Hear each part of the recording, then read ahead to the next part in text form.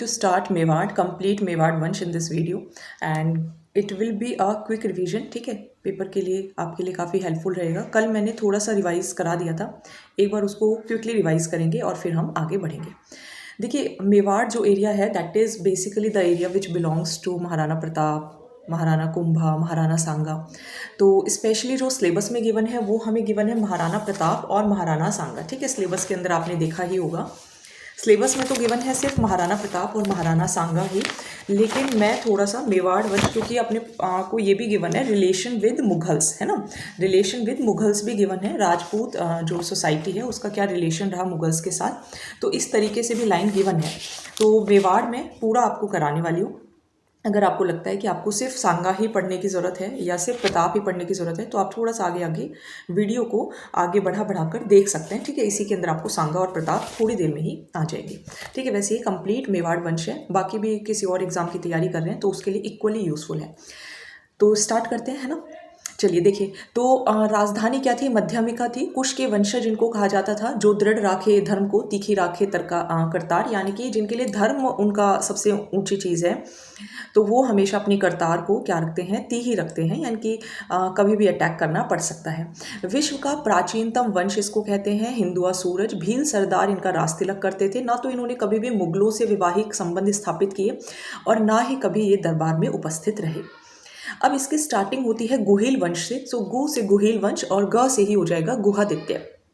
अब अबुल फजल ये कहते हैं, देखिए बेसिकली अबुल फजल नाम से पता चल रहा है बाहर के थे, तो इन्होंने इनको बाहर का ही बता दिया, यानी कि जो ईरान के बादशाह हैं नौशेखा उनका वंशज बता दिया है. और टोड और श्यामल दास, तो श्याम वल्लभ है ना, तो श्यामल दास ने इन्हें वल्लभ ही बता दिया है. और जो डी आर भंडारकर हैं, नैन्सी हैं और गोपीनाथ हैं, आप नाम में देखो भंडार, हम भंडारा किसके लिए करते हैं, ब्राह्मणों के लिए करते हैं, तो इन्होंने इनको ब्राह्मण बता दिया.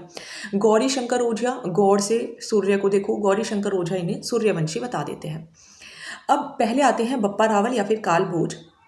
ओझा ये कहते हैं कि इनका जो बप्पा है वो कोई नाम नहीं है, उपाधि है, और उपाधि इनको मिली थी. नैन्सी और टोड ये कहते हैं कि ये जो बप्पा थे इनको हरित ऋषि का जो आशीर्वाद था वो प्राप्त था, जिसकी वजह से इनको मेवाड़ मिला. राज प्रशस्ति में ये लिखा है कि इन्होंने मान मौर्य को हराया था, तब इन्होंने चित्तौड़ जीता था और नागदा अपनी राजधानी बनाई थी. समाधि इनकी बप्पा रावल वही है. और कैलाशपुरी में इन्होंने एकलिंग जी का मंदिर भी बनवाया. सोने के सिक्के भी चलाए 115 ग्रेन के. और बप्पा ने ही नागभट्ट प्रथम, जो कि हमने चौहान वंश के अंदर पढ़े थे, गुर्जर प्रतिहार वंश में पढ़े थे, तो नागभट्ट प्रथम हो गए, या अजमेर के अजयराज जो हमने शाकंभरी या फिर सांभर के चौहान वंश के अंदर पढ़ा, या फिर हाड़ौती के धवल हों, या फिर मांड के देवराज भाटी हों, या फिर सिंध के दाहिर हों, इन सब को संग बनाकर सिंध को अरब आक्रमणकारियों से स्वतंत्र कराया था. बप्पा रावल इनके साथ ही थे. बप्पा ने हिंदुआ सूरज की उपाधि धारण की. बप्पा ने मोहम्मद बिन कासिम को भी पराजित किया और इराक, ईरान और खुरासन तक का प्रदेश जो है वो जीता भी. बप्पा ने इस क्षेत्र में कई विवाह भी किए और मूर्ति पूजा भी स्टार्टिंग की, उसकी भी प्रारंभ किया. फतू उल बलदान के अनुसार भारत में पुनः मूर्ति पूजा प्रारंभ हुई. चार्ल्स मार्टिन ये कहते हैं कि ये ऐसे शौर्य थे जिनसे टकराकर जो अरब आक्रमणकारी थे उनका जो भाटा था, जो ज्वार भाटा था, वो चकनाचूर हो गया. ये चार्ल्स मार्टिन कहते हैं. किसके बारे में कहते हैं, बप्पा रावल के बारे में कहते हैं. बप्पा रावल कौन है, बप्पा रावल एक उपाधि है, और जो उपाधि किसने कही है, ओझा ने कही है. ठीक है, और क्या कहा गया है, नैन्सी और टोड ने क्या कहा है कि इनको हरित ऋषि से आशीर्वाद प्राप्त हुआ. राज प्रशस्ति में क्या लिखा है कि इन्होंने मान मौर्य को हराया. नागदा इनकी राजधानी थी. कैलाशपुरी में एकलिंग जी का मंदिर था. तो ये सब इनके बारे में आपको ध्यान रखना है. चलिए आगे आ जाते हैं. अल्लट या फिर अल्लू रावल, 4 चीज़ें ध्यान रखनी है. एक तो आहड़ राजधानी, नौकरशाही की स्थापना, हरिया देवी से विवाह और वरहा मंदिर. ये 4 चीज़ें आपको अल्लट या फिर अल्लू रावल से रिलेट करके आपको ध्यान रखनी है. आहड़, नौकरशाही, हरिया देवी और वरहा मंदिर. ठीक है, 4 चीज़ें ध्यान रखनी है. आहड़, नौकरशाही, हरिया देवी और वरहा मंदिर. अब एक है शक्ति कुमार. ये देखो, ये आ सकता है कि जो शक्ति कुमार है वो किस वंश से रिलेटेड है ना, थोड़ा सा टफ क्वेश्चन बनाया जाए तो इस जैसे शक्ति कुमार मुझे लगता है कि काफ़ी लोगों ने नहीं सुना होगा. पर्सनली मैंने नहीं सुना था, जब ये नोट्स वगैरह पढ़े तो देखा, तो इसीलिए कुछ इस तरीके से, जैसे जब बहुत ज़्यादा टफ पेपर बनाना होता है तो इस तरीके के क्वेश्चंस डाले जा सकते हैं. तो देखिए, शक्ति कुमार मालवा के मुंज परिमार ने चित्तौड़ पर अधिकार किया। मुंज के वंशज परमार भोज ने चित्तौड़ में तिरुभवन नारायण मंदिर बनवाया, जिसे मोकल का समिधेश्वर मंदिर भी कहते हैं। तो Malwa is around area around Gujarat. तो मालवा के जो मुंज परिमार थे उन्होंने चित्तौड़ पर अधिकार कर लिया, और जो मुंज के जो वंशज परमार थे भोज ने चित्तौड़ में तिरुभुवन नारायण मंदिर भी बनवाया, जिसे मोकल का समिधेश्वर मंदिर भी कहते हैं। फिर आएंगे रन सिंह और कर्ण सिंह। तो इनके टाइम पे जो शाखाएं होंगी वो विभाजित हो जाएंगी। एक तो रावल हो जाएंगे शेम सिंह और राणा हो जाएंगे राहब। फिर आएंगे जत्र सिंह। जत्र सिंह वही हैं जिनके टाइम पे मेवाड़ का स्वर्ण युग रहेगा मध्यकालीन में। भूताला का युद्ध होगा, इल्तुतमिश को हराएंगे 1227 में, और इल्तुतमिश क्या करेंगे, नागदा को नष्ट कर देंगे, और फिर राजधानी जो होगी वो चित्तौड़ हो जाएगी। अभी हमने पढ़ा था कि बप्पा रावल ने जो राजधानी बनाई थी वो नागदा बनाई थी। और जत्र सिंह के टाइम पे जब भूताला का युद्ध होगा इल्तुतमिश के साथ, उसके बाद जो राजधानी होगी वो क्या हो जाएगी, वो राजधानी हो जाएगी अपने पास चित्तौड़। एक बार मैं नोट्स के अंदर भी निकाल लेती हूँ। हाँ, तो राजधानी क्या हो जाएगी, चित्तौड़ हो जाएगी। और जय सिंह सूरी ने हमीर मदमर्दन में इल्तुतमिश को हमीर बताया है। अब आ जाते हैं तेज सिंह। तेज सिंह 1260 में आहड़ में कमल चंद्र ने श्रावक प्रतिगमन सूत्र चूर्ण चित्रित किया। ठीक है, और इन सबको थोड़ा थोड़ा ट्रिक से भी पढ़ाया हुआ है। आप राजस्थान हिस्ट्री एंड कल्चर की प्लेलिस्ट देख सकते हैं, उसके अंदर आपको मिल जाएंगे। अभी क्योंकि जल्दी पढ़ाना है तो ट्रिक्स भी बताने का टाइम नहीं है ना। जिसने पढ़ा हुआ है उसके लिए वीडियो यूजफुल है, जिसने नहीं पढ़ा है वो पहले थोड़ा सा पढ़ ले। ठीक है, और पढ़ेंगे कहाँ से, अपने आप भी आप पढ़ सकते हैं, अदरवाइज वीडियोस चैनल पर अवेलेबल हैं जहाँ पे थोड़ा थोड़ा करके आपको पढ़ाया गया था और अब एक साथ पढ़ाया जा रहा है। अब आ जाते हैं रावल रतन सिंह। तो रावल रतन सिंह और पद्मावती आप सबने सुनी होगी बातें, कहानी भी सुनी होगी, लेकिन हमारे लिए वो कहानी पेपर में नहीं आएगी, उसको बस एक लाइन में ही सिमट के रह जाएगी। हमारे लिए आगे पीछे बहुत कुछ है याद करने के लिए जो पेपर में पूछा जाता है। तो रावल रतन सिंह, इनके पिता थे समर सिंह, भाई थे कुंभकर्ण जो कि नेपाल चले गए, पत्नी इनकी पता ही है सबको है ना, पद्मिनी व नागमती। ससुर थे गंधर्व सेन, सिंहल द्वीप की थी है ना, बेसिकली श्रीलंका साइड की थी पद्मिनी। और तोता था हीरामन है ना। और तांत्रिक थे राघव चेतन, जो आपने मूवीज वगैरह में देखा होगा। 1302 में मेवाड़ के शासक थे। पद्मिनी को युद्ध का कारण बताने वाले ग्रंथ कौन सा है, पद्मावत। किसने लिखा है, जायसी ने लिखा है। कब लिखा है, 1540 में लिखा है। जायसी कौन, जायसी शेरशाह सूरी का समकालीन था। वास्तविक कारण ये कहते हैं कि अलाउद्दीन जो था वो साम्राज्यवादी था, महत्वाकांक्षा थी उसके अंदर, एम्बिशियस था वो, और चित्तौड़ को सैनिक व व्यापारिक उपयोगिता के लिए यूज करना चाहता था। 1303 में अलाउद्दीन जो होता है वो चित्तौड़ पर आक्रमण कर देता है। 1301 में रणथंभौर पर किया था। डेट आई थिंक 13 जुलाई थी, एक बार मैं फिर भी क्रॉस चेक करूंगी। 11 जुलाई, ठीक है, 11 जुलाई 1301 को रणथंभौर पर अधिकार किया था। और यहाँ पर क्या है, 1303। ठीक है, ईयर्स ध्यान रखने हैं, क्वेश्चंस पूछे गए हैं। तो चित्तौड़ पर आक्रमण किया, और इस युद्ध में जो रत्न सिंह जो थे और बादल और गौरा जो थे वो शहीद हो गए, और पद्मिनी ने 1600 राजपूत महिलाओं के साथ जौहर किया, और यह चित्तौड़ का पहला साका कहलाता है। मंझनिकों का प्रयोग किया गया, आप देख सकते हो आग के वो बारूद वगैरह बना के फेंक दिए गए, इस तरीके से प्रयोग किया गया। और इस युद्ध में खुसरो उपस्थित था। ग्रंथ आपको देखने को मिलेगा तारिक ए अलाई और खजाइन उल फतू। यहाँ पे अलाउद्दीन जो होगा वो ये जीत कर अपना जो पुत्र है, उसका जो पुत्र है खिज्र खां, उसको सौंप कर चला जाएगा, और वो जो नाम है चित्तौड़गढ़ का वो क्या रख दिया जाएगा, खिजराबाद। जानकारी कहाँ मिलती है, धाईबी पीर दरगाह लेख में मिलती है। 1303 से 1311 तक खिज्र खां यहाँ रहेगा, और कानड़ दे का भाई मूछला देव प्रशासक रहा। 1326 में मालदेव का पुत्र होगा बनवीर। अब बनवीर था, अब बनवीर को हरा देगा, कौन हरा देगा, सिसोदिया। तो अब यहाँ से सिसोदिया जो है वो एक शाखा स्टार्ट हो जाएगी। और चित्तौड़ मकबरे पर लिखा है कि जब तक दुनिया रहेगी तब तक सिकंदर सानी यानी कि अलाउद्दीन खिलजी का शासन रहेगा। इस मकबरे के लेख में अलाउद्दीन खिलजी को जिल ए इलाही, अल्लाह की परछाई कहा गया है। चित्तौड़ आक्रमण का कारण की बात करें तो अलाउद्दीन की साम्राज्यवादी नीति, चित्तौड़ का मालवा, गुजरात व दक्षिण भारत के मार्ग पर होना, क्योंकि वहाँ से निकलना ही पड़ेगा तभी आप दक्षिण की तरफ जा सकते हो, ये, और पद्मिनी। ठीक है, तो ये कारण बताए जाते हैं कि क्यों अलाउद्दीन ने चित्तौड़ पर अटैक किया। अब क्योंकि हमने देखा कि हमीर सिसोदिया जो होंगे वो बनवीर को हरा देंगे, तो फिर अब आ जाएंगे राणा हमीर सिसोदिया। थोड़ा सा रिलेट करते हुए चलेंगे तो आपको याद हो जाएगा। चलिए अब आ जाएंगे राणा हमीर सिसोदिया। तो राणा हमीर सिसोदिया मेवाड़ में ये जो शाखा होगी राणा शाखा या सिसोदिया वंश जो होगा वो इनके टाइम पे प्रारंभ हो जाएगा। मोहम्मद बिन तुगलक के समय 1326 में सिसोदिया गांव के हमीर ने मालदेव के पुत्र बनवीर को पराजित किया। अभी हमने ऊपर पढ़ा, ठीक है, कि 1326 में जब मोहम्मद बिन तुगलक का समय चल रहा है तो जो राणा हमीर सिसोदिया हैं वो बनवीर को हरा देंगे, मालदेव के पुत्र को हरा देंगे और चित्तौड़ पर अधिकार कर लेंगे और जो राणा शाखा है वो शुरू हो जाएगी। मेवाड़ का प्रथम उद्धारक कहा जाता है। देखिए मध्यकालीन का जो स्वर्ण युग है वो जैत्र सिंह के समय था, लेकिन मेवाड़ का प्रथम उद्धारक किसको कहा जाता है? राणा हमीर सिसोदिया को। क्योंकि देखो अभी सांगा नहीं आए, अभी लाखा तो खैर छोड़ ही देते हैं, प्रताप नहीं आए, तो इनको प्रथम उद्धारक कहा गया। कुंभलगढ़ प्रशस्ति में हमीर को विष्म घाटी पंचानन तथा रसिक प्रिया में वीर राजा कहा गया है। पूछा जा सकता है कि विष्म घाटी पंचानन किसको संबोधित किया गया है या वीर राजा किसको कहा गया है। तो देखो ये मेवाड़ के प्रथम उद्धारक है और हम अभी किसी की कुछ उपाधि वगैरह भी पढ़ रहे हैं तो हमीर को कहा गया है विष्म घाटी पंचानन। ये वो हमीर नहीं है जो रणथंभौर वाले हैं, ठीक है, वो हमीर देव चौहान थे, ये हमीर सिसोदिया हैं। हमीर सिसोदिया को विषम घाटी पंचानन कहा गया है। कहाँ पर कहा गया है?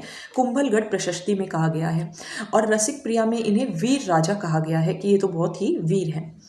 सिंगोली और बांसवाड़ा के युद्ध में मोहम्मद बिन तुगलक को हराया। हम देख रहे हैं कि मोहम्मद बिन तुगलक के ही समकालीन थे, तो सिसोदिया जो होंगे वो मोहम्मद बिन तुगलक को हराएंगे और चित्तौड़ में अन्नपूर्णा माता का मंदिर भी बनवाएंगे। तो सिसोदिया से रिलेटेड आपको कुछ चीज़ें ज़रूर ध्यान रखनी पड़ेंगी कि एक तो ये बनवीर को हराएंगे, मोहम्मद बिन तुगलक को हराएंगे, अन्नपूर्ण माता का मंदिर बनवाएंगे, वीर राजा यही हैं, विषम घाटी पंचानन यही हैं, राणा शाखा इन्हीं से शुरू होगी। फिर आ जाते हैं लक्की, है ना, ओए लक्की ओए, यानी कि राणा लक्ष्य सिंह या फिर Lakha. So he is very lucky and how, कैसे हम कह रहे हैं कि ये बहुत लकी थे? तो देखो इनके टाइम पे बहुत सारे लोग कुछ कुछ करेंगे, है ना, और इनको कुछ करने की ज़रूरत ही नहीं पड़ेगी। तो देखो छीतर बंजारा था तो उसने उदयपुर में पिछोला जेल बनवा दी, ठीक है, इनके समय पे। और जावर में चांदी की खान मिल गई। बूंदी के नकली दुर्ग के विजय का प्रतिरोध करते हुए कुंभाहाड़ा ने प्राण दे दिए। मैंने आपको पढ़ाया था कि कुंभाहाड़ा ने प्राण दिए थे। बूंदी का नकली दुर्ग जब बनाया था तो मैंने आपको दुर्ग बनाते वक्त बिल्कुल लास्ट लाइन में ये चीज़ जो थी वो रिपीट भी कराई थी। देखो इसीलिए मैं नोट्स अपने पास रखती हूँ, क्योंकि अभी यहाँ पे स्क्रॉल करने से अच्छा है ना कि मैं यहाँ पे, क्योंकि मुझे पता होता है कि मैंने कहाँ पढ़ाया है। कभी कभी मिल जाते हैं, कभी कभी नहीं भी मिलता। तो देखो यहाँ पर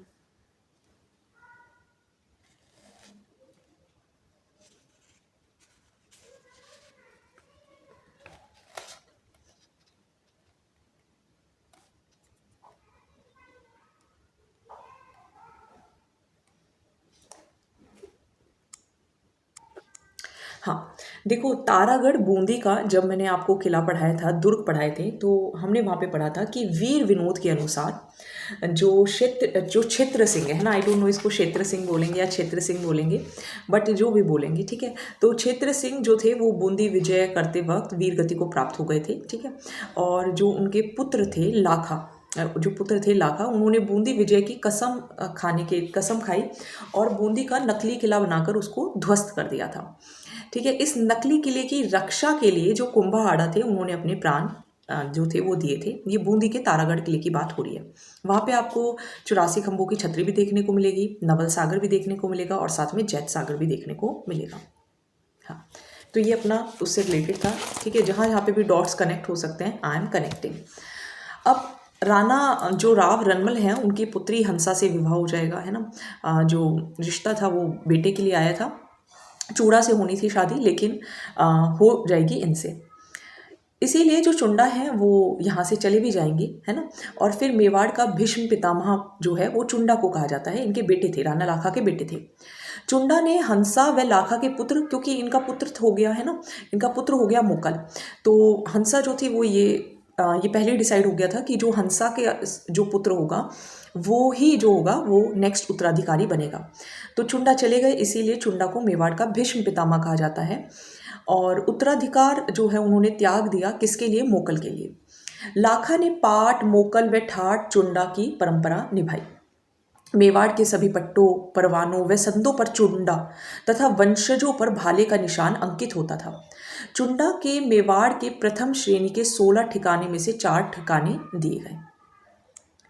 चुंडा के जो वंशज हैं वो सलुम्बर के रावल कहलाए, ठीक है। सलुम्बर अब तो एक नया एरिया भी बन गया है, तो सलुम्बर के रावल कहलाए। और चुंडा तथा उनके वंशजों को सेना का अग्रिम यानी कि आगे रहने का पूरा पूरा अधिकार होता है जो चुंडा के वंशज के हैं। तो ये सब उनको दिया गया कि उनके लिए परंपरा निभाई गई, और संदों पर, पट्टों पर, परवानों पर उनके भाले के निशान अंकित होते हैं चुंडा के।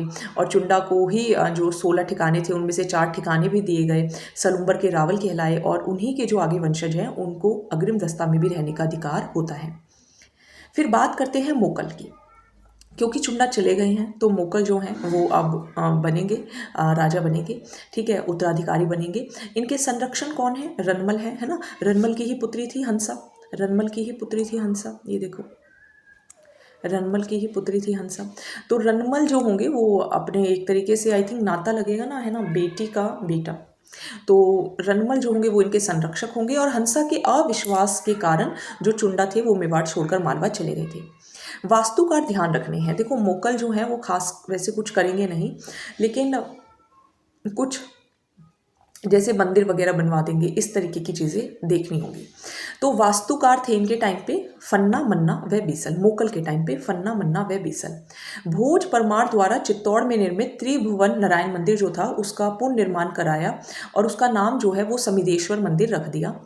एक तो देखो त्रिभुवन नारायण मंदिर बनवाया, और फिर उसका जो पुनर्निर्माण जो पहले से ही बना हुआ था उसका पुनर्निर्माण करवा के उसका जो नाम है वो समिदेश्वर मंदिर रख दिया। फिर एकलिंग के चारों ओर परकोटा बनवा दिया। कुछ नया नहीं बनवाया, जो पहले से ही बना हुआ है उसी के आसपास कुछ करा रहे हैं। जैसे एकलिंग जी के चारों ओर परकोटा बनवा रहे हैं। जो त्रिभुवन नारायण मंदिर पहले से बना हुआ है उसका पुनर्निर्माण करवा के उसको समिधेश्वर मंदिर नाम उसका रख दिया, ठीक है। वास्तुकार कौन है, कौन ये सब काम कर रहे हैं? फन्ना, मन्ना, बीसल कर रहे हैं।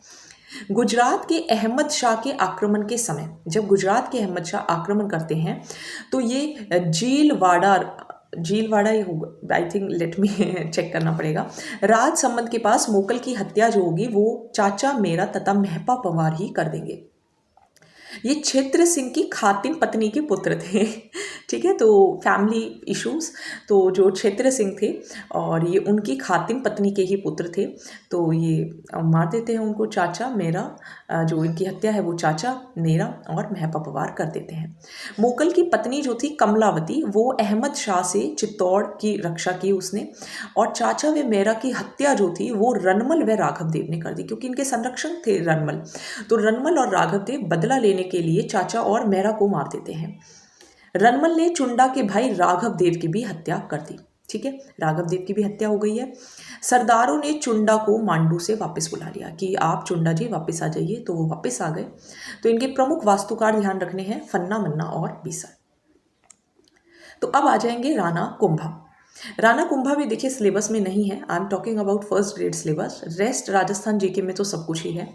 जो स्पेसिफिकली या जो स्पेशली सिर्फ आरपीएससी फर्स्ट ग्रेड के टॉपिक्स रिवाइज कर रहे हैं वो वीडियो को थोड़ा सा स्क्रॉल करके आगे बढ़ाकर सिर्फ राणा कौन कौन है, सांगा और प्रताप, वो पढ़ सकते हैं, ठीक है। और राणा है, सांगा है, हाँ, महाराणा सांगा और महाराणा प्रताप हैं, क्योंकि उनके बाद भी कुछ 2-3 हैं। एक राज सिंह है, ठीक है, राज सिंह है। ये जो हैं वो आपके 3 सिलेबस में गिवन है, लेकिन क्योंकि मैं पूरा ही पढ़ा रही हूँ तो मैं आगे भी आपको करा दूंगी। चलिए राणा कुंभा की बात करते हैं, जिसको कुंभकर्ण 1433 से लेकर 1468। मोकल की परमार रानी सौभाग्य देवी के पुत्र थे, ठीक है। अभी हमने ऊपर पढ़ा मोकल, इनकी भी एक और रानी थी परमार रानी सौभाग्य देवी, उनके पुत्र थे राणा कुंभा। 1433 में मेवाड़ के शासक बने। 1438 में षड्यंत्र कर भारमली से रनमल को विष दिलवा दिया, ठीक है। वही रनमल जो संरक्षक थे लाखा के। अब now he is creating problem. तो ये क्या करते हैं, भारमली से मिलकर और षड्यंत्र रचकर उनको विष दिलवा देते हैं। चुंडा ने राठौड़ों की राजधानी मंडोर पर अधिकार कर लिया। मांडू से वापस बुला लिया जाता है चुंडा को, ये मंडोर पर अधिकार कर लेते हैं। जोधा ने बीकानेर के पास कावनी गांव में शरण ले ली, ठीक है। और 1453 में जोधा ने मंडोर पर पुनः अधिकार कर लिया, ठीक है। तो आप देखिए जो जोधा है 1438 के अंदर ये अधिकार कर लेंगे, कौन, चुंडा। और जब चुंडा अधिकार कर लेंगे तो फिर जोधा यहाँ से चले जाएंगे। तो जोधा कहाँ चले जाएंगे? जोधा बीकानेर के पास कावनी गांव है, वहाँ पे चले जाएंगे। लेकिन 1453 में जोधा वापस आएंगे और फिर मंडोर पर पुनः अधिकार कर लेंगे। जिस पर अधिकार चुंडा कर चुके हैं वापस यहाँ पर जोधा आएंगे, जो कि बीकानेर के कावनी गाँव में चले गए हैं, वापस यहाँ पर आएंगे और वापस पुनः अधिकार करेंगे। अब यहाँ पर संधि होगी जिसको कहते हैं आवल बावल की संधि। आवल बावल भी बहुत इंटरेस्टिंग है, ठीक है, कभी टाइम मिलेगा तो बताएंगे। मेवाड़ मालवा संघर्ष, ठीक है। मेलवा बोल रही हूँ। Mewar is basically related to Udaipur, Rajsamand, ये वाला एरिया। एंड मालवा जो है वो हम कहीं ना कहीं यहाँ पर बात कर रहे हैं राजस्थान वाले एरिया की, ठीक है, हम गुजरात वाले एरिया की बात नहीं कर रहे हैं। तो यहाँ पे मेवाड़ और मालवा का भी संघर्ष चलेगा। आवल बावल की संधि is between Jodha and Chunda के जो भी आगे शरणार्थी बचे थे। मेवाड़ और मालवा का संघर्ष का कारण क्या है? अब देखो, ये मालवा जो है वो गुजरात से रिलेटेड है। मालवा के अंदर थे महमूद खिलजी। महमूद खिलजी फर्स्ट ने क्या किया, चाचा के जो पुत्र थे महपा, वह सहयोगी एका पवार को शरण दी थी। तो ये एक कारण बन गया कि भाई शरण क्यों दिया आपने चाचा के पुत्र, वही चाचा जिनको मारा गया है, ऊपर मारा था ना चाचा को, और किसको मारा था साथ में? देखो अभी हमने पढ़ा था ना, चाचा और मेरा को मारा था ना, चाचा और मेरा को एक्चुअली आंखों के सामने से, हाँ देखो, जब मुगल की हत्या हुई थी तो चाचा मेरा तथा महपा पवार ने की थी, है ना। तो चाचा और जो मेरा थे उन्होंने जो रनमल थे राघव देव की हत्या कर दी थी, इसकी हत्या कर दी थी, और चाचा व मेरा की हत्या जो थी वो रनमल ने कर दी थी, ठीक है। और फिर रनमल ने ही चुंडा के भाई राघव देव की भी हत्या कर दी थी।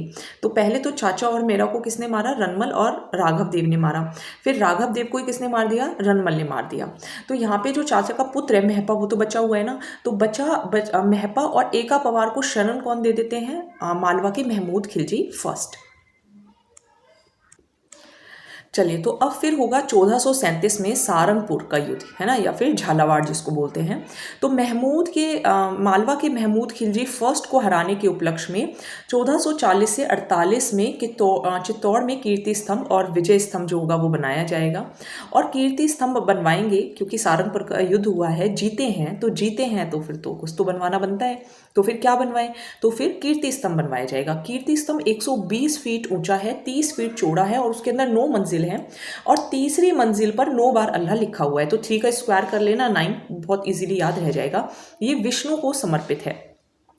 इसकी जो प्रशस्ति है वो अत्रि और उनका जो पुत्र था महेश उसके द्वारा है। वास्तुकार जैता व उसके पुत्र नापा और पुंजा है। देखो, वास्तुकार मतलब वस्तु को बनाना है तो उसको नाप तोल के बनाना होगा, है ना, जैसे तैसे बनाओ लेकिन नाप तोल के बनाना पड़ेगा। तो वास्तुकार जैता, नापा और पुंजा है। और प्रशस्ति, तो देखो आपको त्र लिखना है, तो त्र लिखने के लिए आप मीन्स बहुत अच्छे होने चाहिए। तो प्रशस्ति अत्रि और पुत्र महेश, और वास्तुकार जैता व उसके पुत्र नापा व पुंजा। कीर्ति स्तंभ की अंतिम मंजिल पर यह प्रशस्ति लिखी है। और कीर्ति स्तंभ को हिंदू देवी देवताओं का अजायब घर व मूर्ति शिल्प का विश्व कोश भी कहते हैं। अबुल फजल ने अकबरनामा में भी इसका वर्णन किया है और फर्ग्यूसन ने इसकी तुलना जो है वो रोम के टार्जन से भी की है और टोड ने तो इसे कुतुब मीनार से भी श्रेष्ठ बताया है। स्वरूप सिंह जो इसकी सबसे ऊपरी मंजिल होंगी उसका पुनर्निर्माण भी करवाएंगे, ठीक है। तो ध्यान रखना है, एवरी वर्ड इज इम्पॉर्टेंट, क्योंकि ये जो नोट्स हैं each line has question, her line में क्वेश्चन है, ठीक है। और बहुत इंपॉर्टेंट ये नोट्स हैं। आप ये नोट्स जो हैं वो इजीली डाउनलोड कर सकते हैं टेलीग्राम चैनल पर। मैं जो भी वीडियो अपलोड करती हूँ उसके नोट्स वहाँ पे अब अपलोड कर रही हूँ। आप इन नोट्स को निकाल लीजिए। अगर आपको कहीं से कुछ लगता है, जैसे आप मान लीजिए कोई टेस्ट सीरीज सॉल्व करते हैं और उसमें आपको लगता है कि भाई ये एक इंपॉर्टेंट पॉइंट है जो इस नोट में नहीं है, आप वो ऐड कर सकते हैं। हार्डली एक भी पेज ऐसा नहीं होगा, मतलब एक भी पेज आपका पूरे साल में भरेगा नहीं जो इस नोट्स के अंदर ना हो, क्योंकि सभी पॉइंट्स इंपॉर्टेंट इसमें इंक्लूड किए गए हैं। तो देखिए अब हम कहाँ पर थे, हाँ, जैन कीर्ति स्तंभ का निर्माण जो होगा वो, अब ये तो था देखो वैसा कीर्ति स्तंभ, एक है जैन कीर्ति स्तंभ। जैन कीर्ति स्तंभ का निर्माण जीजा शाह और बघेलवाल करवाएंगे। यह 75 फीट ऊंचा है, वो 120 फीट ऊंचा था, ये 75 फीट ऊंचा है। उसमें 9 मंजिल थी, इसमें 7 मंजिल हैं। वो विष्णु को समर्पित था, ये आदिनाथ जी को समर्पित है। और हाँ, बस इतना ध्यान रखना है आपको, ठीक है।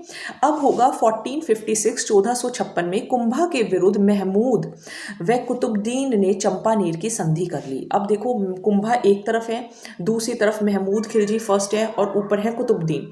अब ये दोनों मिलकर चंपानेर की संधि कर लेंगे। चंपानेर की संधि कुंभा के साथ नहीं हुई है, मालवा के जो महमूद हैं उनके साथ और कुतुबुद्दीन के साथ हुई है। अब दोनों ने संयुक्त सेना ने कुंभा पर आक्रमण कर दिया। अब कुंभा भी बहुत चालू है ना। कुंभा क्या करेंगे, कुतुबुद्दीन को तो धन देकर लौटा देंगे और महमूद को बैराठगढ़ के युद्ध भीलवाड़ा में परास्त करेंगे। ठीक है कि तू तो यहीं बैठ जा, तेरे को तो मैं हरा कर ही भेजूंगा। तो बैराठगढ़ में उसको हरा कर भेजेंगे, किसको, महमूद को, और कुतुबुद्दीन को कि भाई तुम बहुत दीन हो, है ना, तुम्हारे नाम में दीन है तो तुम्हें धन दे देते हैं। तो दीन को धन देकर लौटा दिया जाएगा और महमूद के साथ बैराठगढ़ का युद्ध किया जाएगा।